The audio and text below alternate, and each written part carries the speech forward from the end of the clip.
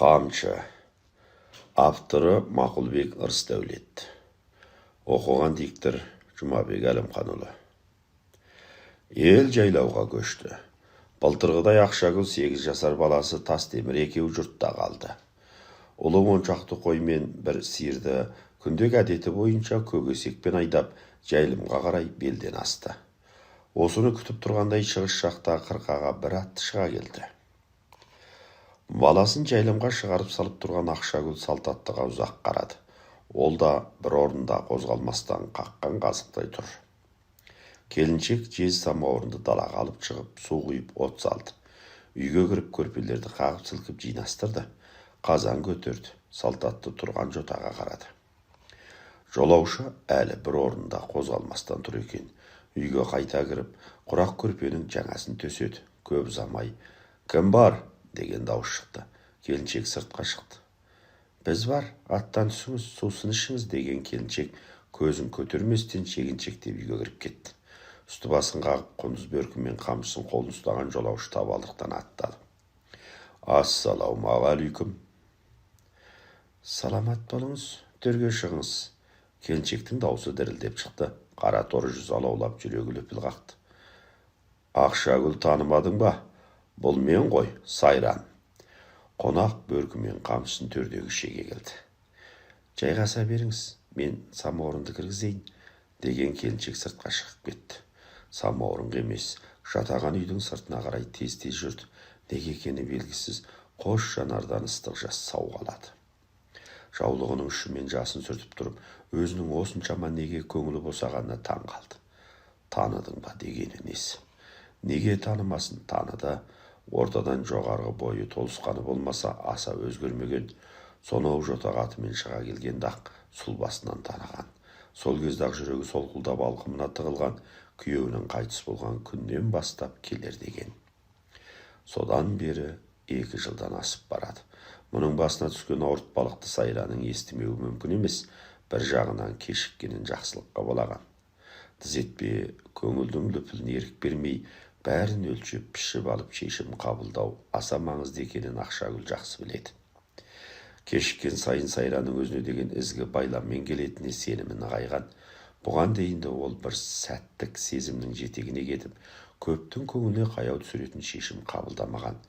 Екеуі әке-шешелерінің ақ батасымен шаңырақ көтерейін деп тұрғанда, марқұм күйеуі мұны басып алып қашқан. Сайран алып қашқан жігіттің тұл жетім әрі ыңыршақ айналған кедей екенін естігенде, шабуға дайын тұрған атының басын тартқан. Түк болмағандай күй кешіп, қалыңдығымды қайтар деп қоқаңдамай, не істерін білмей жүргенде, Ақшагүлдің әкесі мен шешесі уланып өлгенін естіді. Ақшагүлге келіп көңіл айтпаса да, оның мұны ұмытпағанын жүрегімен сезді. Сайран көп ұзамай келер деп үміттенген, жүрек алдамапты. Ақыры міне келді. Енді не болады? Қандай оймен келді? Жұртта қалған жесір әйелдің төсегін аунап кету үшін келді ме, әлде етегімнен ұста дей ме? Көңіл алаулап соны білгісі келеді. Көз жасын сүртіп өксігін басты. 2 иығынан дем алған самауырны көтеріп Ақшагүл үйге кіргенде, Сайран көп жылдан бері тартылмаған домбыраның құлағын бұрап, күйіне келтіріп отыр екен. «Ақшагүл, біздің көріспегенімізде 1 жыл болыпты. Осы жылдары сені бір естен шығарған емеспін. Бақилық болғандардың жаны жәннатта болсын. Өліге салауат, тіріге иман берсін» деп ауыр тыныстаған Сайран домбыраны шерте жөнелді. Көңіл толқынын домбыраның үніне сабақтады. Ақшагүлдің көзінен ыстық жас тамшылады. Домбыраның үнімен бірге екеуі де іште егілді. Домбыра ұзақ сарнады. Домбыраның үнімен бірге бірі асылының, ғашығының өзгенің құшағына енген кездегі жүрек күйзелісін айтса, екіншісі сүймеген адаммен бірге шаңырақ көтеріп, өмірдің азабын тартқанын, ғашығын аңсаумен өткен жылдарын айтты. 9 жылда, бірақ ұл сүюінің сыры сол, ұйқысыз өткізген түндердің, күлкісіз болған күндердің қасіреті екенін екеуі де сезді. Бойға біткен бірнеше шарана жарық дүниесін ашуға уақыты жетпей түсік болып түсті. Ақшагүл осын іште айтып егілді, жүрегі зарлап жылады. Маңыраған қозың дауыс шыққанда ғана бебеу қаққан домбыра тоқтады. Ақшагүл орнынан тұрып сыртқа шықты. Баласы көгесектен түсіп жатыр екен. «Құлыным, шөлдеген жоқсың ба? Үйде жолаушылап келе жатқан кісі бар. Қолы басыңды жуып тезірек ішке кір. Тамақ дайын болып қалды. Деген Ақшагүл қара қазанның қақпағын ашып етін сүзіп алды да қамырын салды. Ошақтың астын бір көсеп жыңғыл салды. Лаулаған от биікке көтерілді. Сүрет салынған астауды сәл өзіне қарай тартып, турауға икемделе бастаған баланың қимылын қалт жібермей қарап отырған қонақ: «Айналайын, пышағыңды маған бер, мен турайын», деді. Жалғас үн қатпастан пышағын берді. Жалғас қонаққа ет туратқанымыз ұят болды ғой, өзің турамадың ба? Деген анасына жалт қараған баласы. «Апа, көрші ауылдағылар етті қонағына туратады. Досыңа ет турат, қасыңа шай құйғыз деген сөз бар емес пе?» Баланың сөзіне жымиған қонақ: «О, айналайын балам, дұрыс айтады. Сонымен бұл жігіттің аты Жалғас болды ғой», деп қолын алған бір сүйем қазына үшке бөліп алдарына тастады. Баланың көңілі жадырады. Мұны байқаған анасы да күлімдеді. Әкесі барда бір жылдан аса татар молдасынан дәріс алған. Оқида жазады алады, өкінішке орай оқуын жалғастыра алмады.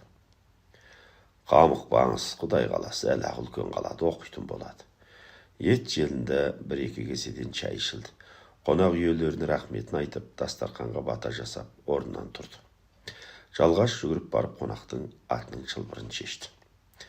«Айналайын Жалғас, өркенің өссін», деп атына мінді. Жалғас пен Ақшагүл қонақ белден асқан үйлеріне кірмеді. «Апа, жақсы кісі екен, атын сұрадың ба?»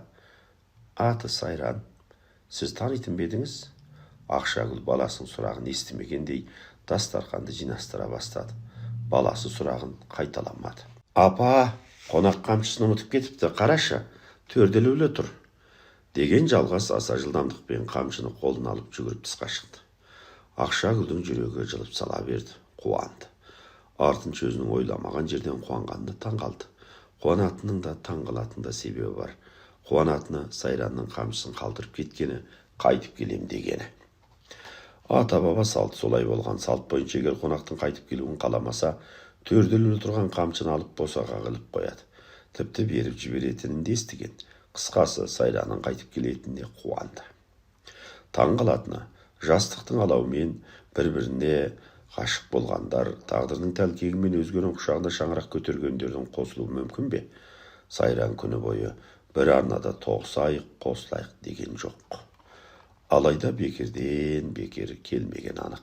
Жастық шақтағы ғашығының көңіл күйін, өзіне деген жүрек соғысын білуге келген анық. Ал қамшысын қалдыру көп ұзамай нақты ұсыныспен қол қасала келетінін білді. Үйге Жалғас кірді. Қолында қамшы, өріміне қарап дыр қамшы екенін білді. Қызғылт тобылғы сабына өрім үйлесіп тұр. Жалғас қонақ қайтар жолында келіп қамшысын алып кетер. «Орнына төргеліп қой», деді аса бір сабырлы дауыспен. Ақшагүл Сайран келіп кеткеннен кейін бір ай өткеннен соң шығыс жақтағы белеске жиі қарайтын болды. Тіпті есіктің алдына шығып алып, сол белеске ұзақ қарап отыратын шығарды. Жаздың соңғы күндері сәске түсті белеске арбаның оттығына қос атты байлаған жолаушы көрінді. Ақшагүл жүгіріп үйге кіріп, жез самауырынды алып шықты. Қара қазан ет салды. Үйден құрақ көрпелерді алып шығып қақты. Қонақ арбасын алысқа қалдырып, қос атты тұсап, жай үйге жақындап келіп, үсті басын қаққан болып біраз тұрды. «Ассалаумағалейкум», Сайранның даусы жадырай шықты. «Төрлетіңіз», деген Ақшагүлдің жанары жалт етті. Сайран келжірей қарады, жүзі балбұл жанды. Жүрегі жылып, көңілі шалқыды. Сайран толқыған жүректі сезді. Келіншекке тіке қарай алмады. Төрге озды. Қамшысы ілген жерінде тұр. Жүзі алаулады.